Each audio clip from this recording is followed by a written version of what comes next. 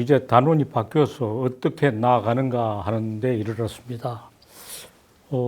학문을 집짓기에 비유해 왔는데, 집짓기에 비유해서 말하면은 털을 다졌고 기둥을 올리고 지붕을 올렸으며 벽을 만들었습니다. 이 집에 이제 내용을 어떻게 만들 것인가, 실내를 어떻게 꾸미고 거기서 뭘 할 것이냐 하는 것이 이제부터 일입니다. 이제 학문을 이제 하기로 작정하고 본격적으로 시작을 하는데 어떻게 할 것이냐. 앞에 둘은 각자 자기의 선택과 관계해서 나는 어떻게 할 것이냐 이런 이야기가 되고, 뒤에 두 토막은 지금 우리 어떤 학문이 필요한가, 어떤 학문을 하기로 작정하고 해야 되느냐. 앞에 둘은 내 자신이 어떻게 할 것이냐고, 뒤에 둘은 학문 어떤 것이 필요한가 하는 쪽으로 이야기를 한 단계씩 확대해 나갑니다. 4일 학문의 동심은 확대. 이거 아주 명심해야 될 내용입니다. 꼭 이대로 해야 합니다. 학문을 어떻게 해 나가냐? 동심원 그리기를 확대하면서 하면 됩니다. 동심원은 안에 작은 동그라미 있고 점점 동그라미가 더 커지는 게 동심원이죠. 중앙에 작은 동그라미에서 한정된 대상을 두고 치밀한 연구를 하고 그것을 점차 키워 바깥의 큰 원에서 아주 포괄적인 문제를 거시적으로 해결하는 데 이르는 것이 바람직합니다. 안에 작은 원에서 시작해서 점점 더 큰 원을 그려나가는 게 마땅하다. 이게 순서입니다. 이건 뭐 아주 명심을 해야 될 철칙입니다. 그러나 아재 안에 있는 작은 동그라미 어떻게 발견할 것이냐. 거기서 말했어. 이리저리 돌아다니면서 이것저것 공부하다가 어느 지점에서 발을 멈추고 말합니다. 여기 캐 들어갈 만한 광맥이 있다. 이 속에서 돌을 닦으면 한솥이 오겠다 하는 자기의 그 연구를 착수할 그 지점을 발견해야 돼요. 이리저리 돌아다니다가 발견할 겁니다. 뒤에 말합니다. 공부를 넓게 하고 연구를 좁게 시작하는 겁니다. 이렇게 해서 주전공을 정하고 학문을 시작합니다. 동심원 그리기를 착수합니다. 주전공의 핵심 영역에서 제기되는 문제를 분명한 자료를 들어 구체적으로 고찰하는 작업을 실제로 하면 학생이 학자로 변신합니다. 번데기 시대를 청산하고 나비가 되어 날아오르는 비약을 성취한다고 말하면 더 실감이 납니다. 그 시점을 알아야 되고 그 중심이 되는 작업을 착실히 해야 합니다. 거듭되는 깨달음을 동력으로 삼아 날개짓을 힘차게 하면서 동심을 확대하면 학문이 성장하고 발전합니다. 잘못하는 건 뭐냐? 처음부터 넓은 범위의 연구를 하려 하다가 남이 한 얘기나 되풀이하고 말고 이거 잘못됐어요. 어느 한 지점에 착실한 연구를 시작해놓고 그놈을 확대하지 못하고 그것만 계속 되씹고 있고 더 심하면 더 오그라지는 이 두 가지 실패를 하지 말아야 된다 이야기입니다. 공부는 넓게 하고 연구는 좁게 시작해야 하는 것을 명심해야 합니다. 공부는 넓게 하고 연구는 좁게 시작해야 된다. 서울대학교 자연과학대학의 젊은 교수들이 나를 불러서 학문을 어떻게 하느냐에 대해서 또는 창조적인 학문을 어떻게 해야 되는 데서 발표를 해달라고 듣더니 다 듣고 나서 공부는 넓게 하고 연구는 좁게 한다는 말을 왜 여기서 하지 않습니까? 그 말을 자연과학대학 젊은 교수들도 반드시 명심하고 학생들도 꼭 그걸 전달한다 그래요. 자, 이런 이야기는 누구나 할 수 있는 이야기인데 내가 말하기 전에는 이렇게 명시적으로 누가 말하지 않은 것 같아요. 자연과학대학의 젊은 교수들도 인문대학의 조화무게가 이렇게 말하는데 이게 정말 옳은 말이다. 공부는 넓게 하고 연구는 좁게 시작해야 됩니다. 공부를 넓게 한다고 해서 연구를 넓게 시작하면 안 됩니다. 그건 연구가 안 돼요. 공부를 좁게 시작한다고 해서 넓은 연구가 없으면 넓은 공부가 없으면 연구가 발전하지 못합니다. 공부는 넓게 하고 연구는 좁게 시작해야 한다는 것을 명심해야 됩니다. 공부를 넓게 해야 연구를 좁게 시작할 수 있는 지점을 찾아낼 수 있습니다.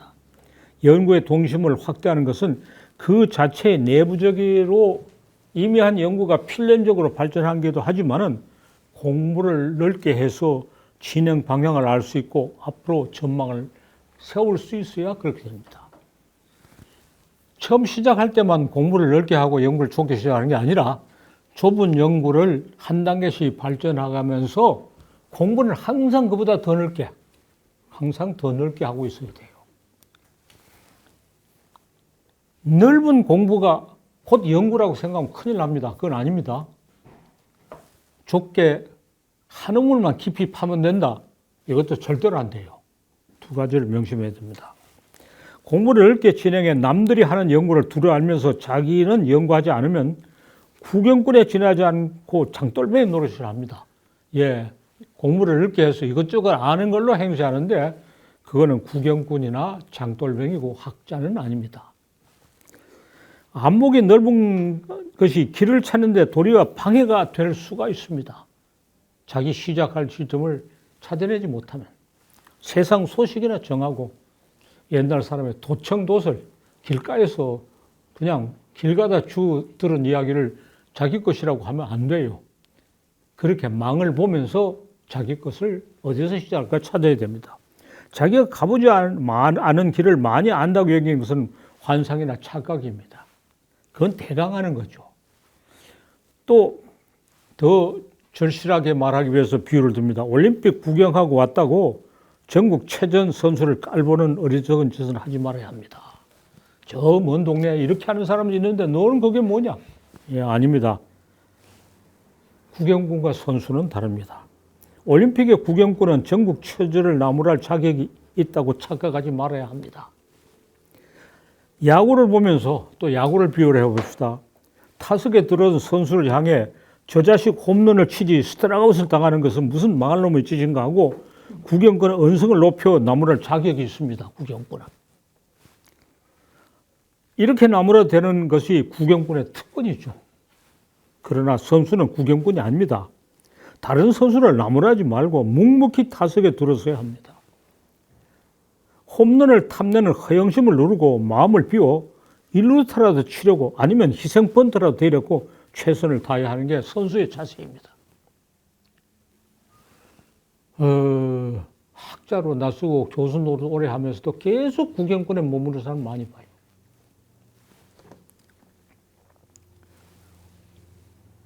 야구에 대해서 잘 아는 거하고 야구를 잘하는 건 전혀 달라요. 예, 야구에 대해서 잘 알 필요가 있지만은 자기가 야구를 잘 해야 되죠.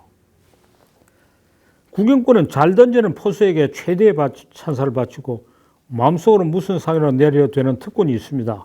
그러나 선수는 구경꾼이 아닙니다. 세계 최고라고 칭송받는 투수와 마주 서서도 주눅이 들지 말아야 합니다. 예, 바둑도 그렇죠. 세계 최상의 기력을 가진 기술을 칭찬하면 되는 게 아니고 그 약점을 알아야 되는 거죠. 어쩌다 보이는 약점을 정확하게 잡아내 방망이를 휘둘러야 합니다. 어떤 상대도 위대하다고 여기지 말고 위대하면 반드시 허약하기도 한 것을 알고 바로잡아야 진정한 선수고 대성할 인재입니다. 여기 이야기한 것만 잘 되새기면 학문을 잘할 수 있어요. 앞에서 말한 동심 확대와 여기서 말한 운동 경기랑 무슨 관계가 있느냐? 왜 이 말 저 말 해야 되는가? 혼란만 일으킨다. 예, 아닙니다. 밀접한 관계가 있습니다. 학문은 동심 확대를 운동 경기를 하면서 선수가 크듯이 해야 한다고 말합니다. 동네 선수가 학교 선수가 되고 학교 선수가 지역 체전 선수가 되고 지역 체전 선수가 전국 체전 선수가 되고 전국 체전 선수가 아시아 선수가 되고 아시아 선수가 올림픽 선수가 됩니다. 그 단계를 다 밟아 나가는 거죠. 올림픽에서 금메달을 따는 일은 동네에서 시작됩니다. 올림픽에 바로 나가 대등 금메달을 딸 수는 없습니다. 그런 사람은 세상에 없습니다. 그거는 환상이고 거짓말이죠. 차례를 밟아 나가야 하고 건너뛰거나 중간에서 시작할 수는 없습니다. 학자도 이와 같습니다. 어느 과정을 건너뛰거나 중간에 어느 과정에 시작할 수 없습니다. 동심은 확대 과정을 지루하게 열거하는 것은 강조할 필요가 있어서 이런 말을 자꾸 합니다. 예. 올림픽에 대해서 많은 견문을 가지고 두루 알아도 시작은 동네 경기부터 시작하는 거죠. 필요한 과정을 하나씩 밟아 나가면 그러나 누구나 대성할 수 있는 것은 아닙니다. 어느 지점에서 더 나가지 못하는 선수나 학자도 있고 다음 단계로 성큼성큼 쉽사리 나아가는 선수나 학자도 있습니다. 이런 차이는 왜 생기는가? 경기 경험을 쌓아 기량을 향상시키면 된다고 여기지 말고 경기의 원리를 깨닫고 실행해야 합니다. 원리를 깨닫고 실행해야 돼요. 난관을 몸으로 해결하고 함부로 부딪히면 되는 것이 말고 머리를 써서 작전을 잘 세워야 합니다. 그래야 성큼성큼 앞으로 나갑니다. 그러기 위해서는 넓은 공부, 광범위한 식견이 필요해요. 그러나 아무리 넓은 공부와 광범위한 식견을 자기가 체득해서 자기가 실행하지 않으면 아무 소용이 없습니다. 이렇다더라, 소위 카더라, 그건 아무 소용이 없어요. 더군다나 넓은 견문과 그런 식견을 가지고 자기가 활용할 생각을 하지 않고 다른 사람을 훈계나 하고 있어요. 그런 사람은 학자가 아니고 선수가 아니고 구경꾼입니다. 아까 말했죠. 관중은 선수를 어떻게 훈계해도 돼요. 왜냐하면 자기는 뛰지 않으니까. 그리고 내 힘만 쓰지 말고 상대방 힘을 이용해야 된다. 모든 운영 경기의 원칙이죠. 씨름은 자기 힘으로 이기는 게 아니라 상대방 힘을 이용해서 이겨요. 이것을 최대 비결로 삼기 위해 오랫동안 준비를 해야 합니다. 힘보다 마음이 더 큰 힘을 가지는 것을 알아야 합니다. 힘은 길러야 하지만 마음은 비워야 합니다. 힘은 길러야 하고 마음은 비워야 돼요. 마음을 비워야 힘이 길러집니다. 운동선수의 비유나 바둑의 비유가 학문을 설명하는데 상당히 유효해요. 학문은 굉장히 모호하고 형체가 없는 것 같아요. 운동 경기는 결과가 바로 나타나요. 어떤 선수는 스트라이크를 당할 수 있고 어떤 선수는 홈런을 쳐요. 바로 나타나죠. 바둑은 승패가 명백히 나타나니까 운동 경기나 바둑의 비유를 들어서 그 모호하게 보이는 형체가 없는 것 같아 보이는 학문의 세계를 이해하고 설명할 수 있습니다. 그러나 학문은 운동 경기처럼 승패를 나누지 않고 승패를 넘어섭니다. 올림픽 같은 규모로 끝나지 않고 더 넓은 영역에서의 활동을 인류 역사와 더불어 하고 있는 게 학문입니다. 그러므로 운동 경기나 바둑의 비유는 학문에 대한 초보적인 설명에 지나지 못하고 학문의 더 높은 차원의 활동은 그걸로 설명이 안 됩니다. 거기서부터 시작하지만 더 높은 차원이 있습니다. 이처럼 많은 차이가 있지만 깨달음의 요체는 같습니다. 뭔가 깨달은 게 있어야 돼요. 뭔 깨달은 게 있어야 돼요. 힘을 길러 무엇을 성취하려고 안달하지 말고 마음을 비우고 앞뒤를 살펴야 합니다. 운동 경기에서 힘만 믿고 힘을 지나치게 쓰면 반드시 필요합니다. 학문도 참 의욕이 앞서가지고 그냥 노력하고 그냥 부딪히면 되는 게 아닙니다. 엄청 부지런해야 되지만 적당히 게을러야 된다고 여러분 말이에요. 앞뒤를 돌아볼 수 있어야 되고 그 지혜를 얻어야 합니다. 그냥 불도저처럼 밀고 나가면 되는 게 아닙니다. 참 어렵죠. 어려울수록 마음을 비우고 쉽게 생각해야 돼요. 어렵다 하면 더 어려워져요. 다 뭐 얘기를 너무 많이 했는데 다시 정리하기 위해서 한 달러 썼어요. 내가 잘났다고 여기는 차등론은 학문을 멍들게 합니다. 나는 다른 사람보다 능력이 있다. 나는 더 열심히 한다. 나는 사명감에 투철한다 하는 모든 그런 차등론적인 생각은 학문을 멍들게 합니다. 우월한 것은 열등하고 열등해야 우월하될 수 있는 것을 알고 신뢰해야 합니다. 한 걸음 물러나야 되고 마음을 비워야 되고 나를 낮추어 상대방의 힘을 내 힘으로 삼고 우리 학문을 해야 생각의 원리를 깨닫고 대등을 실현할 수 있다. 쉽게 마무리한다 해놓고 또 어려운 말을 했어요. 이 말 저 말 많이 했는데 다 기억할 필요 없고 이 중에서 꼭 마음에 와닿는 것만 기억하고 그것을 아는 것이 문제가 아니라 실행하는 거죠. 학문을 어떻게 하느냐? 많은 독서를 하고 이런 이야기를 읽어서 줄줄 외우고 많이 알면 아무 소용이 없어요. 실행을 해야 돼요. 실행을 해야 돼요. 지금 했는 이야기 중에 꼭 기억해야 될 제일 중요한 말은 공부는 넓게 하고 학문은 좁게 시작한다. 좁게 시작한 학문을 단계적으로 확대해 나간다. 좁게 시작하지 않으면 학문을 시작할 수 없어요. 또 좁은데 막혀 있으면 학문이 발전하지 못해요. 공부는 넓게 하고 학문은 좁게 시작해서 좁은 학문을 차츰 확대해 나간다. 확대해 나간 동안에 공부는 더 넓게 해야 돼요. 내가 지금 학문을 확대한 것보다 더 넓게 공부는 저까지 나가고 있어야 돼요. 그걸 그대로 공문에 써먹으면 안 돼요. 예, 공부는 넓게 하고 학문은 좁게 한다. 뭐 학문은 좁게 한다기보다 연구는 좁게 한다. 이게 제일 근거하고 점입니다.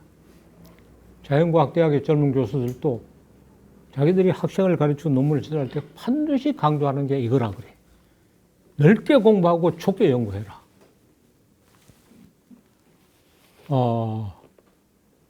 그거 하나 명심하면 다른 거 기억하지 않아도 다른 건 따라와요. 그거에 대해서 좀 더 실감 있게 하기 위해서 말을 이것저것 많이 붙였어요. 공부가 넓게 한다는 건 뭐 세상 별거다 관심 가지고 해도 좋아요. 그게 곧 학문이라고 하면 안 돼요. 그게 연구가 아니에요. 좁게 시작해야 돼요. 좁게 시작하고 단계적으로 확대시키면서 공부도 또 그만큼 더 넓어져야 돼.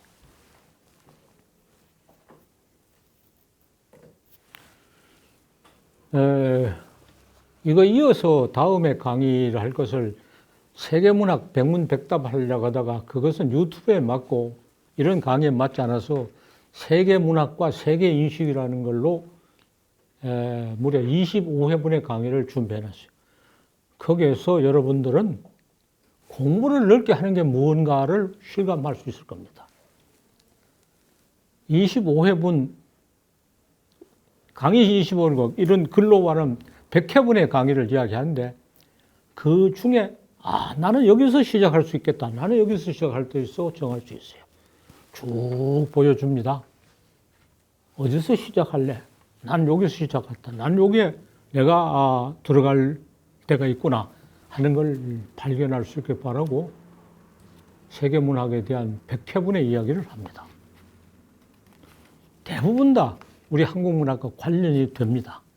그러나 한국문학만 이야기하는 게 아니라 한국문학과 동아시아 문학, 세계문학, 다른 문학을 동서남북으로 연결시켜가지고 한 100회분의 이야기를 하게 될 겁니다. 그거 여러분들이 책을 구해 읽으려면 몇백 권의 책을 구해 읽어야 되는데 또는 몇천 권의 책을 구해야 되는데 대강 보여줘. 그리고 자세하게 다룰 만한 게 어디 있느냐 하는 걸 찾아내도록 인도할 것입니다. 자, 여기에 대해서 토론합시다.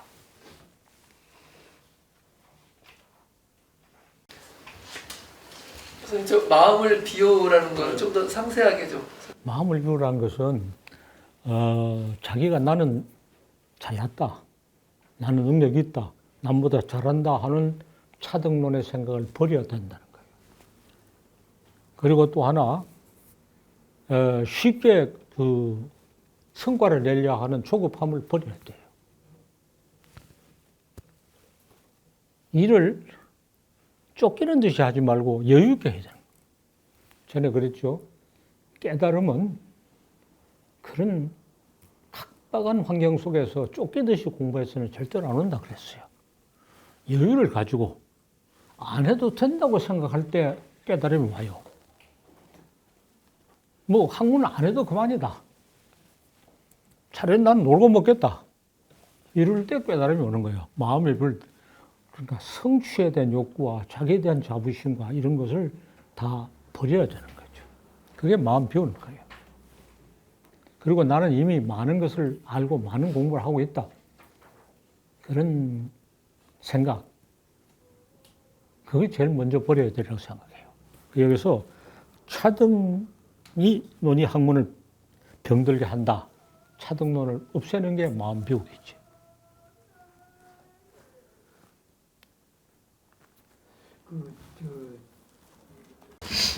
저는 도남 선생한테 강의를 들은 일이 있는데 선생님이 지금 조 선생님 하신 말씀하고 이제 같은 말씀. 논문은 큰 게 아니다. 논문은 조그마한 문제를 해결하는 것이다. 뭘 크게 잡지 마라. 조그마한 문제를 해결하는 게 논문이다. 이렇게 얘기하시고 그분이 그 오학이 인학 배울 나왔던 오학이 미치다 인학 나의 학문이 다른 사람의 학문에 미치게 하라라는 그런 액자가 있어요. 그걸 이제 저는 그 복사를 해가지고 저희 연구실에 그 정년할 때까지 이렇게 벽에다 붙여놓다가 나중에 떼가지고 학교 두고 왔는데 그런 말씀이 생각이 나네. 내 학문이 남에게 미치게 하라는 이야기는 자기 학문을 아주 겸손하게 조그맣게 해가지고 어떤 영향을 주라. 그런 얘기. 그 다음에 뭐 작은 문제를 가지고 해결하는 것이 학문이다. 너무 거창하게 생각하지. 작은 문제를 해결하는 게 학문이다 보다 연구다 이렇게 말해요. 연구다. 그래서 학문이 시작되는 거죠. 그리고 이제 제가 뭐 평론이라는 걸 이제 뭐 잡지에 글을 쓰고 있는데 이제 선생님 이런 강의를 들으면서 느끼는 거는 어떤 작품을 평하고 평론하는 것은 말이에요. 뭘 잡다하게 아는 걸 그려놔요. 쭉 이렇게. 그래서 이제 적게 이제 항목을 붙여가지고 뭘 하지만은 어떤 문제가 이제 집중적으로 포커스가 모이질 않고 이렇게 늘어나요. 그래서 우리나라 뭐 어떤 유명한 평론가의 대표적인 어떤 평론가의 얘기를 들으면 실명은 그만두고 이 얘기가 막 끊임없이 늘어져 가지고 막 이리저리 설키고 하는데 그런 것과 이런 얘기하고를 비교를 하면 연구를 어떻게 해야 될 것인가가 맥이 잡히는 것. 어떤 자료나 대상을 볼 때 우리는 수많은 생각이 떠올라요. 그거 열거하지 말고 단 한 줄이라도 신통한 소리를 해야 돼요. 단 한 줄이라도 신통한 소리. 네, 학문의 성취를 그 깊이나 높이가 아니라 원으로 말해야만 되는 까닭이 있는지 학문은 깊이보다는 꼭 그렇게 범위를 넓어야지만 옳은 것인지 좀. 동시원의 확대라는 것은 취급하는 범위가 늘어난다는 뜻이기도 하고 깊이가 더해진다 또는 수준이 높아진다는 뜻도 해요. 그러니까 동심원이라는 비유를 썼으니까 취급 범위가 넓어지는 것만 생각하는데 학문이 성장하는 것을 모두 그래요. 깊이가 더해지고 또 수준이 높아지는 것, 발상의 차원이 높아지는 것도 다 동심원에 비유해야 돼요. 어디서 시작해서 한 차원, 두 차원, 세 차원, 차원을 높여 나가는 거죠. 그러니까 비유하자면 또 이렇게 돼요. 동심원의 비유를 들지 말고 집 짓기의 비유를 통해 1층 짓고 2층 짓고 3층 짓는 거죠. 학문의 집이란 거는. 누구는 한꺼번에 다 지으려고 해도 안 되고 가장 허황한 사람은 1층, 2층 안 지었는데 3층부터 지으려고 하면 또 안 되죠. 그러니까 1층을 짓고 그 위에 2층을 짓고 그 위에 3층을 짓고 이렇게 올라가는 거죠.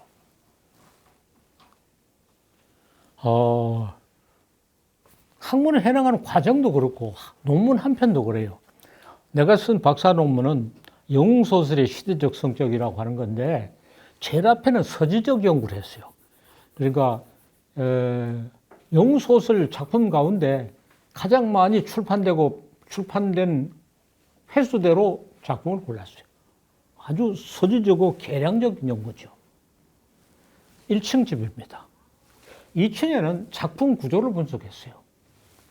2층이죠. 3층 집에는 작품 구조와 철학 사상의 대응 관계를 따졌어요. 그 다음에는 작품 구조와 사회사의 관련을 따졌어요. 이렇게 논문 한 편에서도 1층, 2층, 3층, 4층의 유기적인 관계를 가지고 전개되고 있어요. 가장 확실하고 자료에 입각해서 확실한 얘기부터 하고 거기에 대해서 누가 그렇지 않다고 말할 사람이 없어요. 그러나 다른 사람이 말해요. 그렇다 한들 그게 무슨 의미가 있느냐? 예, 그래요. 그 다음에 좀 더 의미 있지만은 더 논쟁의 여지가 있는 이야기부터 해요. 이렇게 해서 차원을 높이면서 논란의 여지가 가장 많은 이렇게 차례대로 쌓아 올라가는 방법으로 논문을 쓰고 내 박사 논문 영웅소설에 관한 거 한국 소설 이론 뒷부분에 실린 걸 보면 그게 아마 그런 식의 논문 쓰기 아주 정석에 해당할 거예요.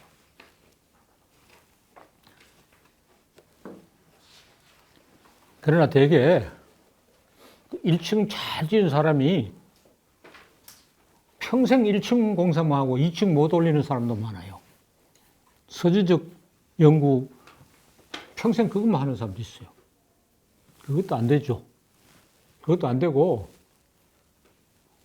3층을 막 처음부터 지으려고 해가지고 평생 허황한 소리만 하는 사람도 있어요. 그것도 안 돼요.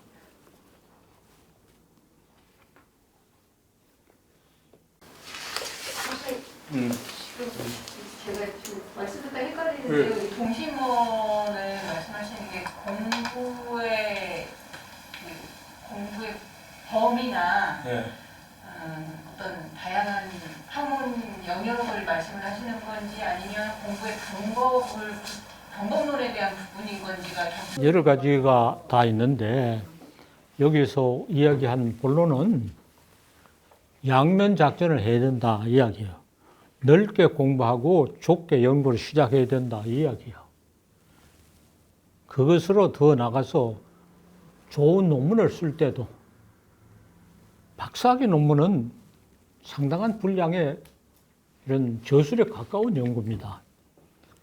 박사학위 논문 정도 되면 이런 여러 층위를 다 지니고 있는 게 바람직하다 하는 얘기를 겸해서 했어요. 그러니까 양면 작전을 해야 된다는 게 오늘 본론이고 거기다 덧붙여 이야기를 했어요. 조동일의 이야기를 내가 잘 알아듣고 정리하면 이렇다. 그게 중요한 게 아니고 오늘 이야기 듣고 나는 이걸 깨달았고 이렇게 하겠다 하는 것만이 중요해요. 무슨 이 얘기를 왜 횡설수설 왔다 갔다 하게 하느냐. 예. 이렇게도 말하고 저렇게도 말하면 누구는 이거를 취하고 누구는 저걸 취하고 누구는 이게 머리 잘 들어오고 누구는 저게 머리가 잘 들어올 것 같아서 이야기를 그렇게 하는 거죠.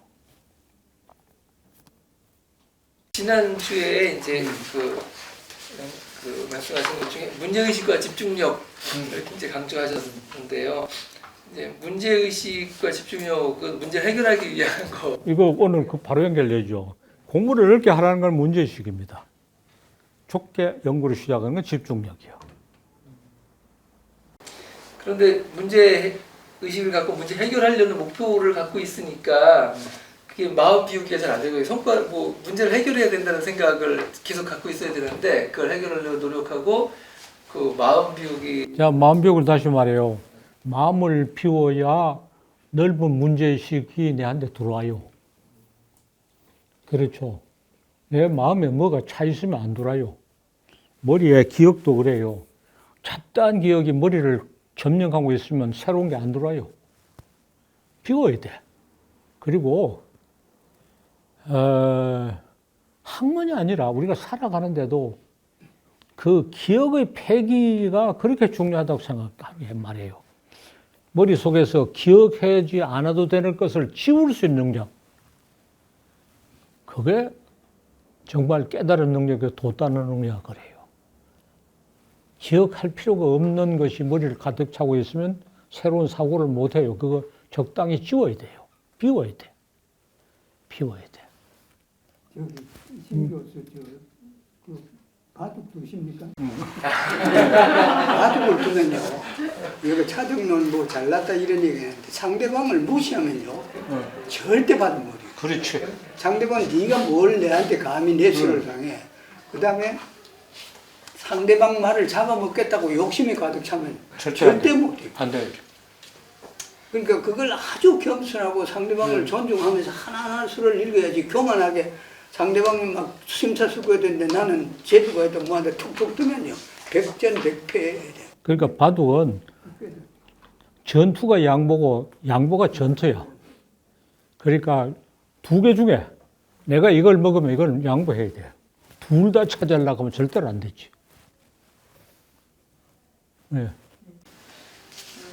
선생님 이제 그 운동이나 아니면 이제 바둑을 비유를 드시면서 상대방의 힘을 이용해야 된다라고 말씀을 하시는 건그 위대하거나 뛰어나다고 하는 업적에서 어떤 허점이나 약점을 찾아서 나의 논문거리나 문제거리로 삼아야 된다는 거예요.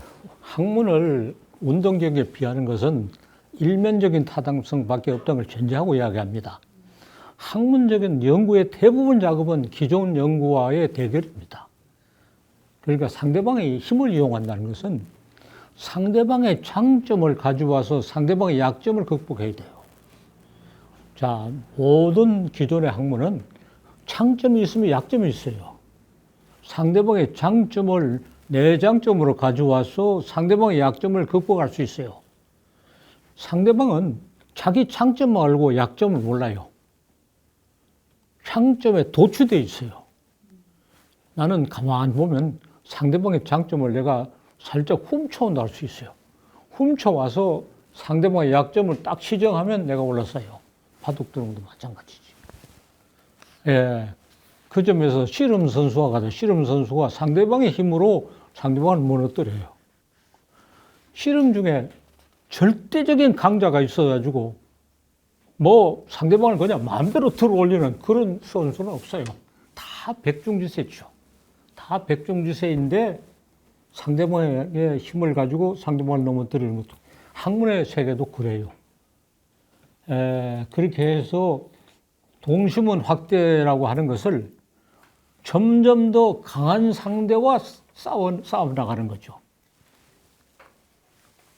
더 힘든 상대와 싸워 나가는데 항상 상대방의 힘을 이용해서 상대방을 넘어뜨릴 수 있어야 돼요.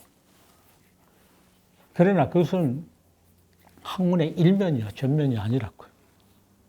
그래서 학문에 대해서 이해하기 쉽게 하기 위해서 운동경이나 바둑의 비유를 들어요. 학문은 상대방과의 싸움을 넘어서서 더 큰 창조의 세계로 갑니다. 그러나 그런 절차를 거쳐서 가요. 처음부터 큰 학문 하는 사람 없어요.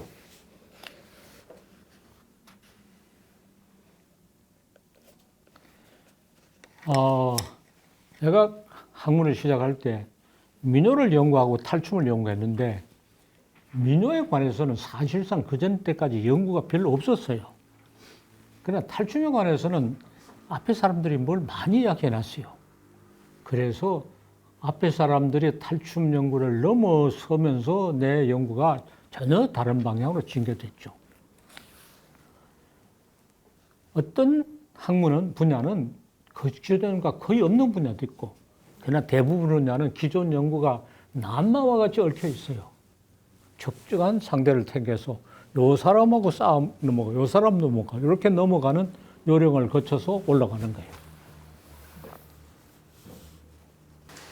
연구를 좁게 해야 된다는 말씀하고 그걸 바꿔서 작은 연구란 말을 또 가능한 교체할 수 예, 마침은 작은 연구라도 할 수 있죠. 그러니까 남마와 같이 얽혀지는 생각 중에 어느 한 개도 신통한 소리를 해라. 그와 같은 이야기죠. 이 생각 저 생각 그냥 늘어놓으면 안 돼요. 한 개라도 신통한 소리를 해야 돼요. 오늘 내가 한 개 신통한 소리 했다. 공부는 넓게 하고 연구는 좁게 시작하라. 이거 한 개 신통한 소리죠.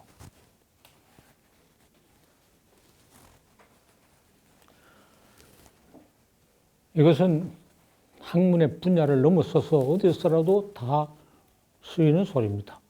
그러니까 자연과학 대학의 젊은 교수들이 자기들 학생을 위해서 아니라 자기 자신을 위해서 반드시 요걸 강조한다 그래요.